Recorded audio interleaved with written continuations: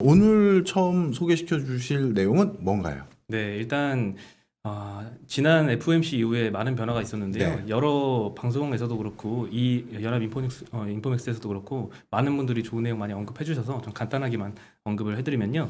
먼저 이 표를 보시면은 미 국채 금리에 대한 네 가지 표가 나옵니다. 왼쪽에 있는 두 가지 차트는 미국채 10년물, 30년물 장기 금리라고 할 수 있고요.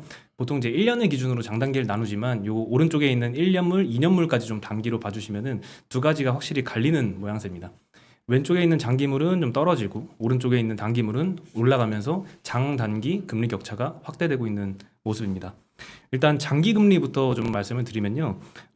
올해 그 PC 개인 소비자 지출 물가 지수라고 하죠. 그 네. 전망치를 2.4%에서 지난 FOMC 때 3.4%로 상향을 시켰습니다. 그간에는 이제 인플레이션은 일시적이다라는 기조였는데 이제는 좀 인플레이션을 열심히 관리하겠다라는 움직임에 시장이 좀 동의를 하는 모습이고요. 그래서 장기 금리는 좀 많이 떨어졌습니다. 그만큼 장기채 국채 수요가 늘어났다고 볼 수 있겠죠. 그리고 단기 금리 같은 경우에는 점도표 상에서도 볼 수 있었지만 2022년도에 이제 금리 인상 가능성이 좀 높아지면서 단기 금리가 특히 2년물 같은 경우에는 지금으로부터 2년 뒤면은 거의 이제 금리 인상이 있을 수 있는 시점이잖아요. 그래서 이제 2년물이 좀 폭발적으로 많이 늘어난 모양새를 보였습니다. 지금 가지고 온 그림이 굉장히 중요합니다. 네. 한번 그림을 다시 한번 우리 시청자분들 보시면 좋겠는데요. 저도 이제 채권쟁이가 아니라서 잘 구분을 못하다가 여기 이제 사회를 보시는 박종현 네. 우리 부장님을 통해서 배워서 정확하게 이제 분석이 된 건데요. 자, 이렇게 생각해 보십시오. 네. 지금 미국 우리 박 교수님 더 잘 아시겠습니다만 미국 성장률이 지금은 엄청나게 높게 나오지만 작년도가 워낙 떨어져서 네. 앞으로 10년 후에 미국 성장률이 얼마나 나오겠습니까? 그렇죠. 이 지금 7, 8% 예상하고 있는 건 이건 말도 안 되는 성장률이고요. 이제 통상적으로 2% 언더일 가능성이 많죠. 그렇죠. 예. 자, 그러면 무슨 말이냐면 금리를 올린다고 뭐 인플레이션 때문에 뭐 금리를 올리고 뭐를 하고 할 수 있는데 10년 후하고는 사실 상관없는 얘기죠. 그렇죠. 그러니까 10년 후는 결국 경기가 어떻게 되느냐인데 네. 여전히 이번 코로나를 해결한다고 해서 미국 10년 후가 좋아질 거라고 상상을 못 하는 거죠. 그럼요. 그러니까 10년물 금리가 저렇게 지금 줄줄줄 흘러내리고 있는 거예요. 사실은 인플레이션 나고 뭐 테이퍼링 나고 하면 금리가 올라야 되는데 왜 안 오르냐 했을 때 그 질문은 장기채 10년물, 30년물에 해야 되는 게 아니고 단기물에 해야 되는 건데 단기물에서는 지금 우리 안재현 PB님께서 말씀하신 것처럼 확연히 보이고 있습니다. 1년물, 2년물 모두 완전히 급등하고 있어요. 그렇죠. 예, 3개월물도 0.18 정도 하던 게 0.4대까지 올라왔어요. 예. 예, 그러니까 실제로 미국 금리 시장에서 채권 가격이 단기물은 폭락, 네. 장기물은 뭐 성장 뭐 잘 안 할 것 같으니까 잘 모르겠고 뭐 이런 분위기다. 예. 이렇게 보시면 될 것 같습니다. 정확하게 저도 이제 이해를 하네요. 맞습니다. 채권 금리라는 건 결국 경제 성장률에 연동할 수밖에 없는 거기 때문에 지금 두 분이 말씀하신 걸 딱 바탕으로 저걸 딱 보니까 어떤 관전 포인트로 이번 채권 금리 변동폭을 이해하면 되는가 감이 오네요. 근데 그럼에도 불구하고 네. 이렇게 테이퍼링에 대해서 전향적인 얘기를 해서 저는 그날은 좀 쫄았어요. 속칭. 그래서 뭐가 이번에 폭락 아니면 약간 조정이 크게 있지 않을까 했는데 생각보다 그냥 쑥 지나갔는데 이거는 어떻게 생각하십니까? 두 분께 여쭤보고 싶었거든요. 오늘 오실 때 시장에서 개인들을 비롯해서 나름 우리가 이 정도 반응은 알고 있었기 때문에 잠잠했던 건지 아니면 또 다른 이슈가 있었던 건지 우리 팀장님은 어떻게 일단 생각하세요? 멀리서 지수를 보면은 예. 굉장히 잠잠했죠. 예. 큰 폭의 변동도 없었고. 맞아요. 하지만 좀 가까이서 들어보면 예. 명확하게 갈렸던 것 같아요. 오. 예, 성장주의 강세가 좀 강하게 나타났고요. 지난 한 주 동안 카카오가 한 14%가 이상 맞아요. 예. 뛰었거든요. 예. 오늘도 이제 많이 빠진 장이었는데도 보합으로 마감을 했죠. 네이버도 마찬가지로 상승세를 예. 보였는데 이렇게 단기 금리는 올랐는데 그 카카오가 강세로 간 이유는 네. 장기 금리가 떨어져서이겠죠. 아무래도 성장주의 이제 DCF라는 밸류에이션 방식에서 네. 미래의 현금 흐름을 현재로 할인할 때는 장기 금리를 사용을 하잖아요. 네. 그래서 이제 장기 금리의 영향을 좀 성장주가 많이 받아서 올라갔다라고 볼 수 있을 것 같고요. 다음 장표에서 보시면은 장단기 금리 차를 그려놨습니다. 미국채 네. 10년물과 미국채 2년물 금리 차이인데요. 굉장히 많이 떨어졌죠. 이 딱 보고 여기서 가장 타격을 받았던 주가는 은행주. 네. 그렇죠? 그렇겠네요. 그렇죠. 네. 아무래도 이제 수신 금리는 굉장히 만기가 짧고요. 네. 대출을 해주는 건 장기로 해주니까 그 예대 금리가 떨어졌다라고 할 수 있겠죠. 예, 그렇죠. 그러니까 소비자들한테 예금 받아가지고 네. 예금은 언제든지 뺄 수 있으니까 단기 그렇죠. 물이잖아요. 근데 네. 이제 빌려줄 때는 보통 뭐 1년, 2년 이렇게 두고 빌려주니까 네. 원래는 싸게 빌려와서 비싸게 팔아 먹어야 되는데 네. 비싸게 가져와서 싸게 파는 상황이 된 거 아닙니까? 단기물 금리는 오르고 장기물 금리는 떨어지니까 그러니까 예대 마진이 떨어지는 거죠. 네. 그렇군요. 아, 그래서 전체 지수만 봤는데 소소하게 종목별로는 변화가 무쌍했군요. 그래서 이제 투자자분들도 이제 경기 민감주에 좀 포지션이 많은 분들은 굉장히 좀 안 좋았을 거고요. 반면에 이제 성장주 비중이 높았던 분들은 굉장히 해피했던 한 주를 보냈을 것 같습니다. 그런 변화가 있는지 디테일하게 몰랐었습니다.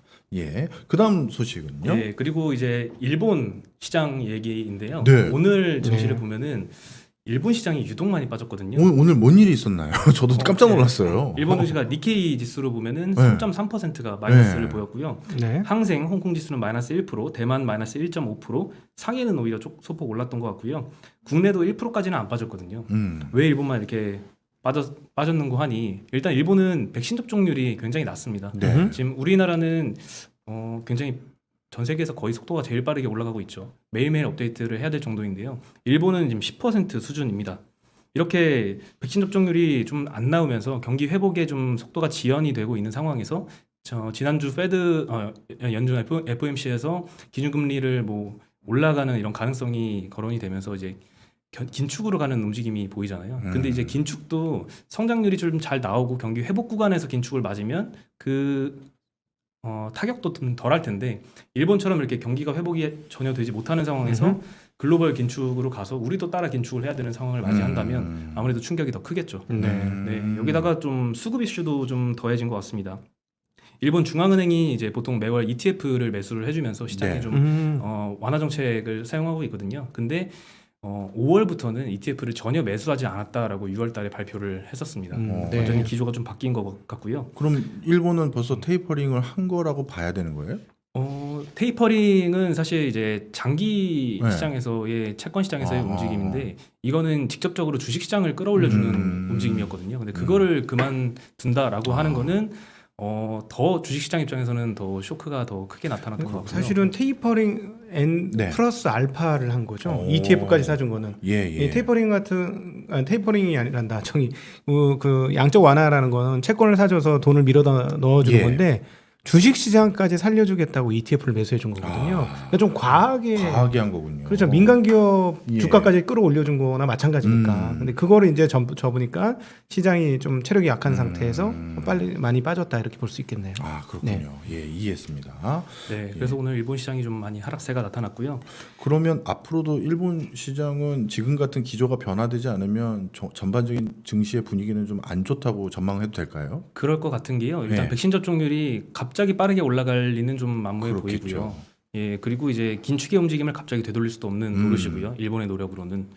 그래서 여기서 이제 일본 정부에서 뭐 완화 정책을 더 사용을 하지는 또 않을 것 같고 그건 네. 잘 모르겠지만 네. 그렇게 되지 않는 큰 변화가 없다면은 아마 이제 긴축 구도로 이제 가는 동안에 일본의 경제는 조금 더 타격을 받지 않을까 싶습니다. 근데 뭐 이제 사실은 긴축 구도가 정해진 게 아니니까. 네.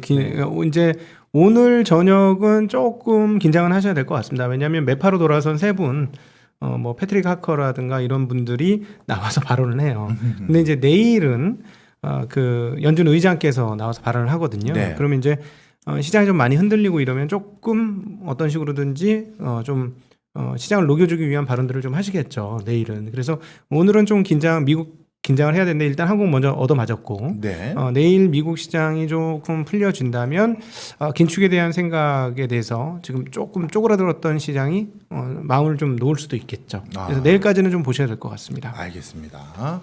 저는 이 다음 장표가 더 설렜습니다. 네. 저는 의외로 매매 차익도 좋아하지만 배당 수익을 좋아하는 스타일이거든요. 예. 이번에 정리해 주신 거는 중간 배당 발표가 있더라고요. 네. 근데 그 앞서서 예, 좀 하나 기타 더 이슈 있나요? 몇 가지를 좀 예. 점검을 해드리고 마지막에 이제 종목으로 넘어가면 좋을 것 네. 같습니다.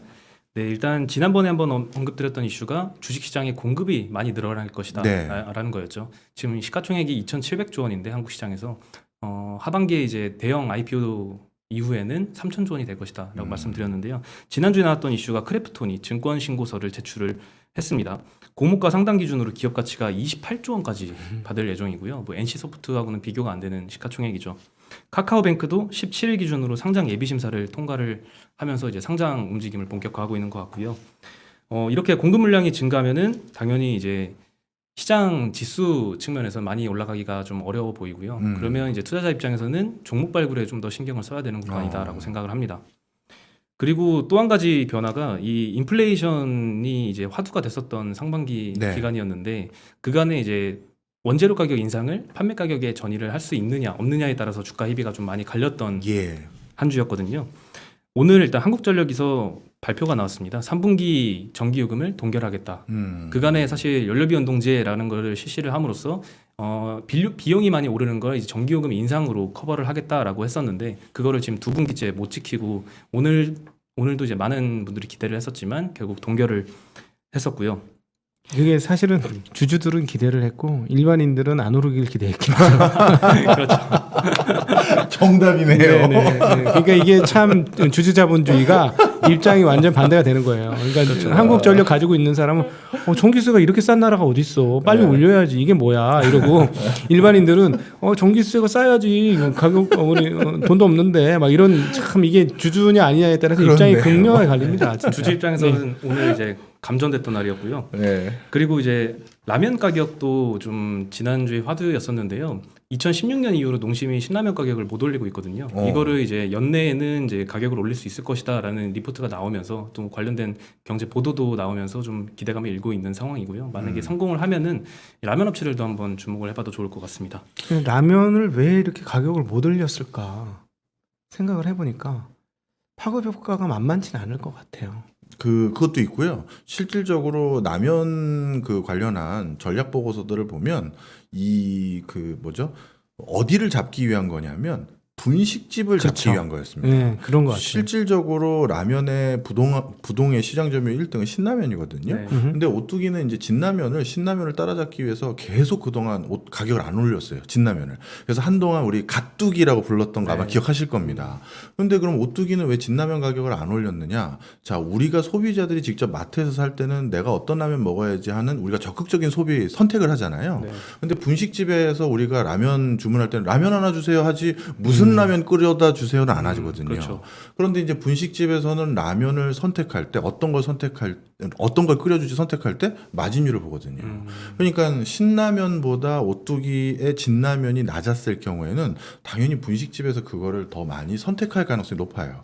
그러면 분식집에서 진라면을 자꾸 먹다 보면 입맛이 글로 좀 바뀌게 돼서 순위가 바뀌기 기대했던 거고, 오뚜기 같은 경우는 그렇게 진라면 가격을 계속 하방으로 유지할 수 있었던 가장 큰 이유가 캐시플로우 확실한 게 하나 있죠. 오뚜기 하면 뭐가 떠오르십니까? 카레?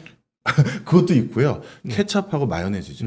거기에서 엄청난 캐시플로우가 있기 때문에 버틸 수가 있었어요. 그런데 이제 이런 맥락이 지금까지였는데 농심이 갑자기 신라면 가격을 올린다라고 하면 이거 원자재 가격의 상승이 역시 큰 부담이 되지 않았나 생각이 듭니다. 물가 측면에서 라면 값이 100원 오르면 분식집에서 라면 값은 얼마가 올라야 될까? 그렇네. 생각해 보면 그렇네. 물가 파급력이 상당할 것 같아요. 예. 그러니까 사실 소주값 100원 오르면 500원, 1000원씩 오르지 않습니까? 그럼 분식집에서도 분명히 그렇게 될 텐데 그러면 물가로 미친 영향도 상당할 것 같아서 그런 등등등 영향, 그다음에 말씀하신 대로 경쟁 때문에 계속 오랫동안 못 올렸던 거 아닌가? 네, 네, 맞습니다. 맞습니다. 네. 근데 이제 이번 주 25일에 개인 PC 물가지수 발표가 있거든요. 네. 이때 이제 미국 PC 그리고 근원 PC 물가지수 두 가지가 발표하는데 지금 컨센서스가 각각 한 4%, 3%씩 상승할 거다 이렇게 보고 있는데 만약에 실제 데이터가 이거보다 이상 나온다면 다시 좀 화두가 인플레이션을 주목을 하지 않을까. 그래서 이제 판가 인상으로 반영을 하는 종목에 대한 기대감이 다시 일지 않을까 이런 생각도 한번 들고 있고요. 네. 그리고 이제 아까 말씀하신 중간 배당 얘기를 좀 해야 될 것 같습니다. 일단 장기 금리의 하락 구간에는 배당주가 좀 유리해 보이기도 하고요. 그리고 다음 주에 당장 중간 배당이 있잖아요. 예. 28일 기준으로 주식을 갖고 있다면 이제 7월에서 8월 정도에 이제 중간 배당이 나올 예정이거든요. 근데 이제 제가 말씀드리는 거는 사실 단순한 중간 배당 많이 주는 종목을 사자 이건 아닙니다. 네. 다만 이제 종목을 선별할 때 어떤 풀에서 종목을 선별을 할 것이냐 이 내용이 좀 중요할 것 같거든요. 네. 보통 이제 뭐 유튜브나 이런 저런 데서 주식 잘한다는 주변 지인들이 추천하는 종목을 선정하는 것도 있지만 예. 거기에는 한계가 있잖아요. 그래서 네. 개인 투자자로서는 자기가 스스로 종목 발굴 능력이 있는지 없는지 그 여부가 투자 실력이 굉장히 큰 판가름이 되지 않을까 싶거든요. 그래서 그 중에 하나로 전체 종목에서 선정을 하는 것보다는 네. 이렇게 뭐 중간 배당을 많이 주는 종목 리스트를 보면서 여기서 하나씩 보면서 분석을 해가는 것도 좋은 이제 종목 선택 방법이다라는 걸 말씀을 드리고 싶었고요. 다음 장표를 보시면은 2021년 중간 배당 발표 현황이 있습니다. 위에 종목들 한 3개 정도는 2년 만에 중간 배당 실시하는 종목들이고요. 작년에는 이제 코로나 타격 때문에 잠깐 배당을 멈췄다가 예. 다시 시작을 하는 기업들이고, 그 다음은 이제 처음으로 반기 배당을 하는 종목들입니다. 네. 이거는 당연히 이제 기업의 뭐 실적의 변화가 있으니까 당연히 이렇게 배당을 할 수가 있겠죠. 그래서 이런 기업들을 하나씩 보면서 종목을 좋은 종목인지 아닌지 하나씩 보면서 선택을 하는 게 어떨까 하는 싶어서 이제 가져왔고요. 작년에는 70개 이상 기업이 중간 배당을 하겠다라고 공시를 네. 이번에 했거든요. 작년에는 한 50개 정도가 했고요. 역대 최다 중간 배당을 예상이 됩니다. 그리고 배당주를 보실 때 포인트 좀 주목을 해야 될 포인트를 몇 가지 말씀을 드리고 네. 싶은데, 일단 첫 번째 포인트는 배당의 지속성이 있는지 여부를 확인하는 게 중요할 것 같습니다. 매번 주는지를 말씀하시는 거죠? 네. 이게 일회성 이익이 생겨서 한 번만 딱 배당을 고배당을 주고 그 다음에 이제 안 주는 경우도 많거든요. 이것도 좀 잘 골라봐야 될 것 같고요. 그리고 선별된 배당주 중에서 배당을 안 줘도 굉장히 사고 싶은 좋은 종목이다라는 종목을 발견할 때가 있습니다. 네. 저 최근에 이제 그런 경험이 있었는데요. 네. 그런 종목이야말로 진짜 좋은 주식이다라고 생각이 들고요. 이런 종목은 발굴만 한다면 배당 수익률은 5%지만 사실 그 주식에 투자함으로써 얻는 기대 수익률은 뭐 20% 이상 날 수도 있는 거거든요. 뭐 예를 들면 뭐 향후 금리 인상기에 수혜받을 뭐 금융주라거나 아니면은 뭐 꾸준하게 ROE가 20% 이상 나오는 기업이라거나 뭐 이런 것들을 찾을 수가 있을 것 같고요. 그리고 여기 써 있는 종목 중에 제가 예전에 공채 때 신입사원 연수 때 그 사경인회 계사님 아시나요? 알죠. 예, 네. 증권가에서 굉장히 강연을 많이 하시고 유명하신 최고의 분이잖아요. 명강사죠. 네, 저희 회사에도 오셔가지고 이제 신입사원 대상으로 강연을 해주셨는데 그때 이제 팀을 짜가지고 종목 선별하기 종목 발표를 했거든요. 예. 그때 제가 이제 배당주를 하나 선정을 해서 여기 나와 있는 이제 고려신용정보라는 회사를 발표를 했었거든요. 예. 17년도 정도를 기억하는데 네. 그때는 사실 배당 수익률이 한 7% 정도 주는 회사였거든요. 네. 다만 이제 ROE가 너무 꾸준하게 나와가지고 저는 뭐 투자 가치가 있다라고 해서 발표를 했는데 그때 사경인 회계사님이 제가 선정한 종목을 이렇게 1등으로 뽑으셨거든요. 그리고 실제 내가 투자를 하겠다라고 말씀을 하셨는데 네. 한 3년, 4년 정도 지났는데 지금 한 3배 정도 주가가 올랐습니다. 이야. 그래서 사실 배당 수익률, 배당주 투자라는 게 그 배당 수익률 5%, 6% 먹으려고 하는 게 아니라 네. 정말 이 배당을 안 주더라도 사고 싶은 회사를 찾는다면 배당 플러스 훨씬 더 높은 기대 수익률을 얻을 수 있다라고 말씀을 드릴 수 있을 것 같습니다. 배당을 주는 기업들에 대해서 생각을 해볼 때 네. 그 몇 가지 이제 그 생각할 포인트들이 있는데요. 일단 그 배당을 준다는 건 현금 여력이 좀 있다는 겁니다. 물론 가끔 안 그러는 기업도 있죠. 근데 항상 언제나 가끔 안 그러는 기업들은 있습니다. 예. 근데 어쨌든 현금 여유가 있다는 거고, 현금 여유가 있다는 거는 뭐 현금 유입도 꾸준하다라는 것이죠. 근데 여기서 보통 한번 갈라치셔야 되는 게 뭐냐면 성장성이 없어서 배당만 꾸준히 주는 기업들도 있어요. 많죠. 예. 그런 기업들과 성장성이 있으면서 배당을 주는 기업들, 요거를 좀 한번 갈라쳐서 네. 투자를 선택을 해보시면 좋을 것 같고, 또 하나 그동안에 이제 그 통계치 나오는 거 보면은 회전율이 높아서 수익률이 실제로 떨어지는 경우가 굉장히 많지 않았습니까? 네. 아마 회전을 많이 하신 분이 배당주 가지고 배당 수익 얻겠다고 엉덩이 깔고 앉아 있으면 아마 마음에 화병이 날 거거든요. 근데 사실은 투자에서 굉장히 중요한 덕목 중에 하나가 인내심이에요. 그래서 왜 은행 예금 2% 3% 준다 그러면 사실 지금 2% 3% 준다 그러면 수십조 이상 돈이 모이지 않겠습니까? 그렇죠. 예. 근데 은행에는 그렇게 가는데 왜 주식시장에서 3, 4% 만약에 지금 3, 4%짜리를 투자를 하면 반년이기 때문에 실제 연환사는 7, 8%가 되는 거예요. 예. 그러면 그런 거를 왜 투자를 못 할까? 그래서 저는 연습 삼아서라도 배당주를 한번 깔고 가서 투자 수익을 끝내 보고 나오는 그런 경험을 한번 해보시면 어떨까 싶고, 또 하나 배당을 많이 준다는 건 둘 중에 하나입니다. 돈을 많이 벌고 너무 많이 넘치게 남는다던가 주가가 너무 떨어졌다던가. 예. 주가가 떨어져서 배당률, 실질 배당률이 시가 배당률이 높아질 수 있기 네, 때문에 네. 그것도 한번 같이 생각해 보시는. 과거에도 그 몇몇 회사들이 한국 쉘서기 같은 게 한때 12% 정도씩 배당을 줬어요. 오, 뭐가 이상하잖아요. 오. 주가가 폭등했습니다. 그 이후로 한참 있다가. 그러니까 그런 식의 투자 접근 방법도 개인들이 선택할 수 있는, 시간의 여유가 많은 개인들이 선택할 수 있는 아주 좋은 방법이니까 한번 선택해 보시면 어떨까 싶습니다. 네, 팀장님, 그리고- 지점에 있었을 때 예전에 비해서 요즘 아예 투자를 하실 때 종목 추천 받을 때 고배당 주식 관련해서 좀 추천 좀 해주세요. 이런 문화가 좀 더 생겼나요? 왜냐하면 외국은 그런 투자 형태가 꽤 있는데 네. 우리는 그냥 시세 차익에만 너무 관심이 많으신데 어떠세요? 확실히 좀 아직은 아직은 덜한 없어요? 것 같습니다. 아. 네, 뭐 아쉬운 부분이기도 한데요. 네. 사실 증권사 직원일수록 네. 조금 더 이제 장기 투자를 안 하는 경향이 좀 있긴 하는 것 같고요. 네. 뭐 고객분들도 중에서도 아무래도 좀 배당주 같은 거는 좀 지루하다라는 인식이 아직은 많은 것 같습니다.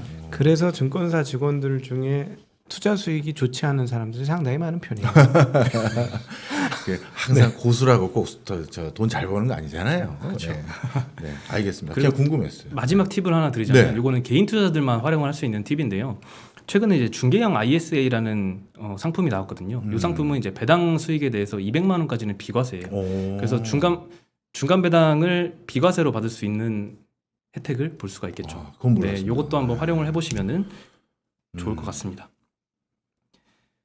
그리고 실제로 이제 배당 수익률을 이번 중간 배당 이외에 평소에는 어디서 찾을 수 있냐라고 물어보신다면은 요 KRX 홈페이지에서 네. 참고를 하실 수가 있는데요.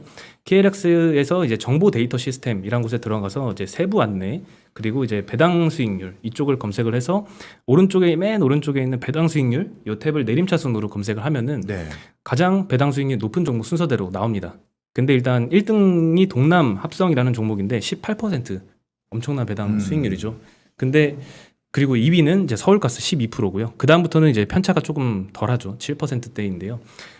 여기서 이제 배당 수익률 많이 주는구나라고 단순하게 생각하면 안 되고 여기서부터 이제 하나씩 찾아보면서 이제 종목 분석을 해가면 좋을 것 같습니다. 제가 시간이 많으면은 일단 뭐 이 흐름을 한번 보여드리고 싶은데 일단 다음 기회에 해드리는 걸로 하고요. 일단 동남합성과 서울가스 같은 종목은 최근에 이제 일회성 요인으로 배당을 이렇게 많이 준 케이스에 해당을 하거든요. 그래서 이런 것보다는 이제 하나씩 찾아가면서 이 회사가 만약에 옆에 7% 배당 준다고 써 있는데 네. 이 배당을 주지 않는다라고 가정을 했을 때도 투자 매력이 있는 이런 종목을 찾는다면 굉장히 좋은 투자 수익률을 가져다 주지 않을까. 또 생각이 더불어서 듭니다. 그 증권사 HTS에 보시면은 요약 재무제표가 있어요. 한 10년짜리 이렇게 나오는 경우들이 예. 있을 거거든요. 그러면 거기 보면 배당이 나와요. 배당 예, 중개. 예. 그러면 과거에도 한 지난 5년간, 10년간 꾸준히 배당을 줬으면 앞으로도 배당을 줍니다. 거기서 배당을 안 주면 일종의 배신인 거죠. 그래서 웬만하면 줘요. 그러면 예. 배당률도 높고 주가도 아직까지 올라가지 않았다면 그건 정말 개인들이 선택할 수 있는 굉장히 좋은 방법인데 제가 알고 있는 훌륭한 투자자 중에 한 분도 그런 것만 공략을 해서 굉장히 큰 수익을 내신 분이 있어요. 예, 그런 것만 공략해서. 네. 왜냐하면 어떻게 하냐면 배당률이 굉장히 높은데 현재 주가가 낮아요. 분석을 해보면. 그러면 그런 걸 사놓고 있다가 예를 들어 시장이 폭락을 하잖아요. 네. 그럼 그런 주식들은 또 덜 빠지는 경우들이 많습니다. 그렇겠죠. 그러면 네. 폭락했을 때 그쪽으로 옮겨 탔다가 또 다시 돌아오고 뭐 이런 식으로 투자를 하는 경우도 있는데 개인들이 채택할 수 있는 좋은 방법이 아닐까 네. 하는 생각이 듭니다. 네. 저도 한동안 저도 이제 배당을 보고 투자하는 성향은 아니라서 네. 근데 이제 고배당 주식 중에 하나인 기업은행을 한동안 쭉 보유한 적이 있었습니다. 한동안 배당 수익률이 5% 이상 됐었거든요. 그래서 저도 야 이게 배당에 대한 관심도도 괜찮구나라는 걸 그때 한번 확신 느낀 적이 있는데 오늘 많은 개인 투자자들에게 아주 중요한 시사점을 한번 전달해 주신 것 같습니다. 네. 자 오늘 또 이렇게 알찬 정보 주셨는데 이러다가 곽도기 TV 등한시하시고 다 일로 오시는 거 아니에요? 하여튼 항상 두 분들 항상 이렇게 고견 들려주셔서 다시 한번 감사드립니다. 팀장님 그럼 다음 주에 또 뵙겠습니다. 네. 감사합니다. 감사합니다. 고맙습니다.